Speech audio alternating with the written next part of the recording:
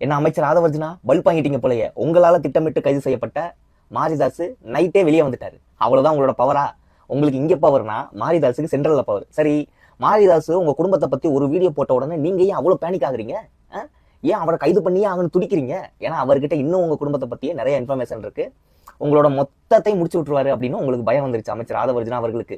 சரியா? அப்படி மாரிதாஸ் சொன்ன விஷயம் என்ன அப்படின்னா, இடி வந்து ஒரு ரிப்போர்ட் ஒன்று கொடுக்குறாங்க. அந்த ரிப்போர்ட்ல ஜான் பிரீட்டோ அப்படிங்கிறவர் தான் ஒரு 258 கோடிக்கான போதைப் பொருள் தமிழ்நாட்டில் மாட்டுது.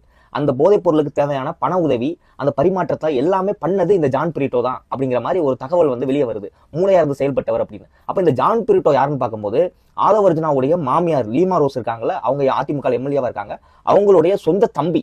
சரி, உடனே வந்து இந்த தாவேகாவை சார்ந்த தற்கொலைகள் எல்லாம் வந்து அவர் வந்து இப்ப இங்க இல்லவே இல்லை, அவங்க குடும்பத்தை விட்டியே வெளியே போயிட்டாரு அப்படிங்கிற மாதிரி சொல்றாங்க.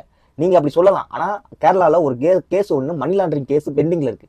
அந்த கேஸ்ல பாத்தீங்கன்னா யார் யார் குற்றவாளின்னு பார்த்தா, அதே ஜான் பிரீட்டோ, அதே லீமா ரோஸ் ஆதவர்ஜுனாவுடைய மாமியாரு, ஆதவர்ஜுனாவுடைய மனைவி டெய்சி மார்டின், 3 பேரும் தான் குற்றவாளியா அந்த குற்றப்பத்திரிகையில வந்து தாக்கல் செஞ்சிருக்காங்க. இதுக்கு என்ன பதில் சொல்றீங்க? சரி, ஆதவர்ஜுனா வரலாறு எடுத்து பார்த்தோம் அப்படின்னா, இப்ப ஆதவர்ஜுனா என்ன நிலைமையில இருக்காருன்னு பார்த்தா, அவர் எதுக்கு மினிஸ்டரா இருக்காரு அப்படின்னு பார்த்தா, பொதுப்பணித்துறை, நெடுஞ்சாலைத்துறை, கூடவே வந்து மைனர் போர்ட், அதாவது சிறு துறைமுகங்கள். இப்போ இந்த போதைப் பொருள் எல்லாமே எது மூலமா கடத்துறாங்க அப்படின்னா, அந்த சிறு துறைமுகங்கள், முக்கியமா வந்து ராமநாதபுரத்துல உள்ள துறைமுகங்கள், அதுக்கப்புறம் வந்து கன்னியாகுமரியில உள்ள குளச்சல் துறைமுகம், அதுக்கப்புறம் இங்க நாகப்பட்டினம், இந்த வழியா தான் இந்த போதைப் பொருள் எல்லாம் கடத்துறாங்க. அப்ப இதை கண்ட்ரோல் பண்றது யாரு? அமைச்சர் ஆதவர்ஜுனா. சரி, அமைச்சர் ஆதவர்ஜுனா எதுக்காக கூடவே ஒரு விளையாட்டுத்துறையை வாங்கி வச்சிருக்காரு தெரியுமா?